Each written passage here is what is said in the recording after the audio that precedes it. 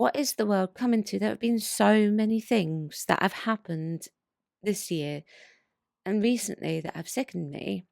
In August, a young Ukrainian woman was stabbed to death on a train, and recently the video has been shared online. It's horrific. Hello, and welcome back to Chat About It, Don't Shout About It with me, Rachel, the Queen of the Woke, as crowned by one of my haters. I crown you Queen of the Woke!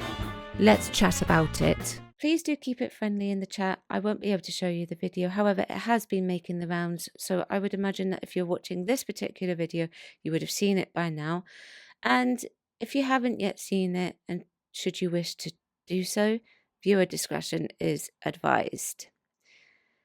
Okay, I have an article, and this is from the BBC. I know I don't often take articles for the BBC, but for me, I found it to be at least the most concise for me to be able to read for you.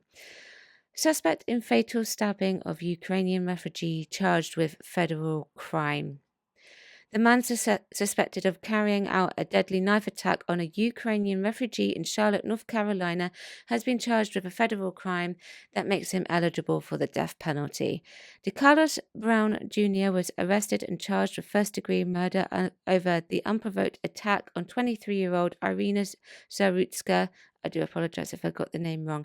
On a train last month. Her killing prompted a widespread debate over crime in American cities. On Tuesday, the Justice Department said Brown had also been charged with causing death on a mass transportation system. Attorney General Pamela Bondi said the department would seek the maximum penalty and he would never again see the light of day as a free man. Graphic video of the killing released on Friday has fueled outrage and reignited debate over US crime rates. So, the man is facing the death penalty. DeCarlos Brown, his name is, if he is found guilty. But here's the thing. If I were the police, I would also want to speak to other people who were sat on that train. They clearly had made the wide berth around him. Could they sense that something was off? Well, it makes you wonder, doesn't it? But it is horrific. Let's continue. Federal prosecutors in North Carolina disputed accusations of political grandstanding during a media conference on Tuesday. If mayors can't keep their trains and buses safe, they don't deserve the taxpayers' money, U.S. Transportation Secretary Sean Duffy said in a statement.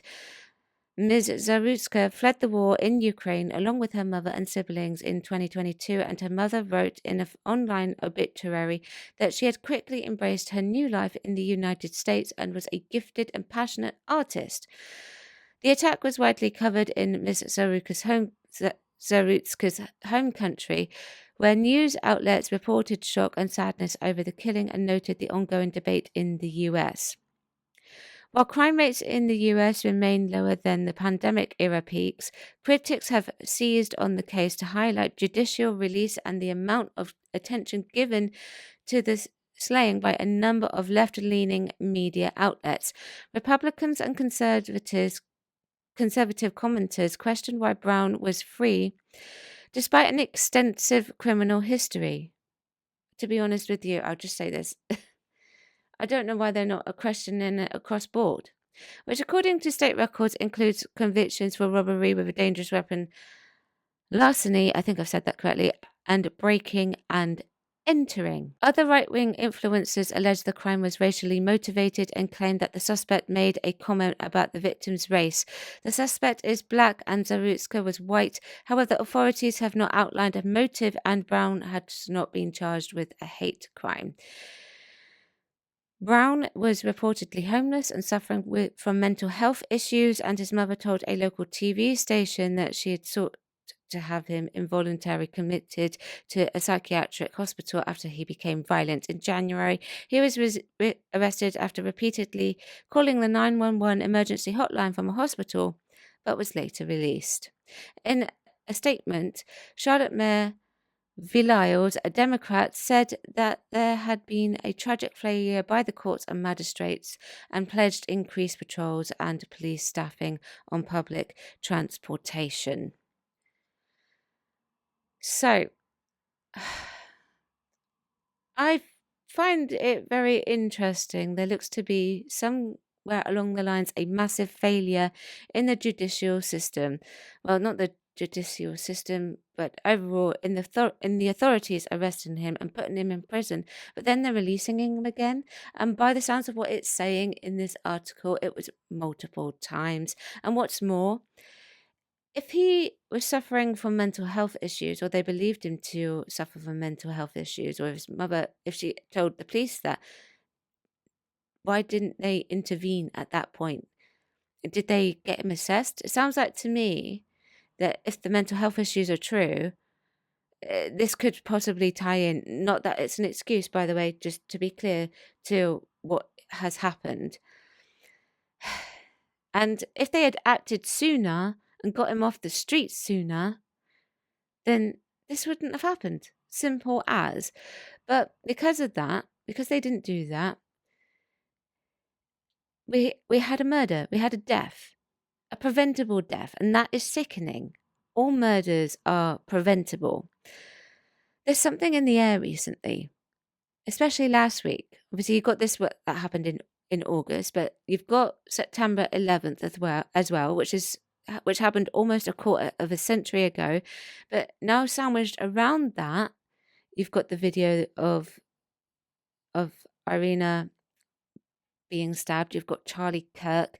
And if I've got this correct, there was a school shooting in Colorado recently as well, which I'm going to make a Substack article about that particular incident. This will affect people for years to come. My biggest question, other than perhaps looking into crimes that are, caused by people being released from prison, is mental health. Is all this related to mental health? Everything that is going on. At the end of the day, you just don't know. But somewhere along the lines, something gets unearthed that you just don't expect it to be. But then when you see it, you're not surprised by the information that you are given. My thoughts and prayers go out to the family and friends of Irina. Let me know what you think. Check out some of the other content I have linked for you. Thanks for watching. I will see you soon. Bye-bye. Thank you for watching today. Don't forget you can join me on my other platforms as well. I've got YouTube, Rumble, Spotify, X, TikTok, Instagram, Locals, Substack, and I also have a Discord. Everything is linked below.